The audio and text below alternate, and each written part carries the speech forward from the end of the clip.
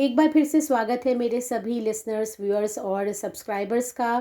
आज जो वीडियो मैं आपके लिए लेकर आई हूँ उसमें हम सुनेंगे नवरात्र के छठे दिन पूजी जाने वाली माँ कात्यायनी की कथा।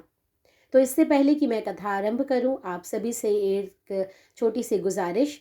यदि आपने अभी तक मेरे चैनल को सब्सक्राइब नहीं किया है तो उसे जल्दी से सब्सक्राइब कर लीजिए और साथ में जो बेल आइकन लगा है उसे भी दबा दीजिए ताकि आगे आने वाले वीडियोस की नोटिफिकेशन आप तक जल्द से जल्द पहुंचे। चलिए आरंभ करते हैं आज की कथा। जय माता की।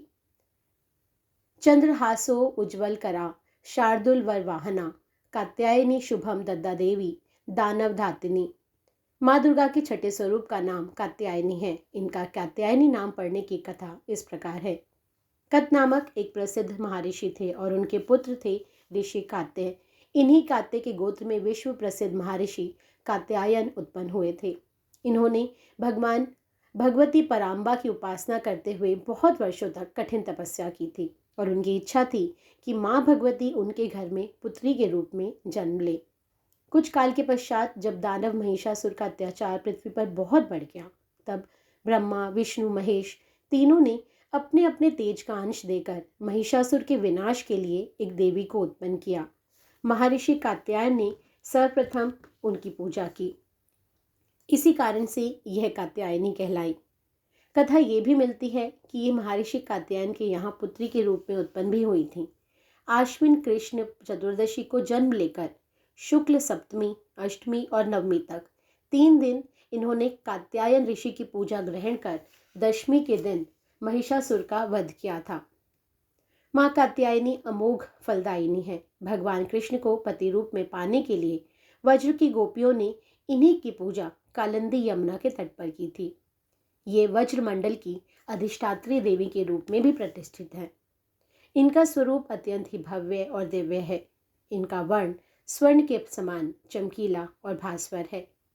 4 भुजाएं हैं जिसमें माता जी का दाहिनी तरफ का ऊपर वाला हाथ अभय मुद्रा में है और नीचे वाला वर मुद्रा में। बाई तरफ के ऊपर वाले हाथ में तलवार और नीचे वाले हाथ में कमल पुष्प सुशोभित है। इनका वाहन सिंह है। दुर्गा पूजा के छठे दिन इनकी स्वरूप की उपासना की जाती है। उस दिन साधक का मन आज्ञा चक्र में स्थित होता है।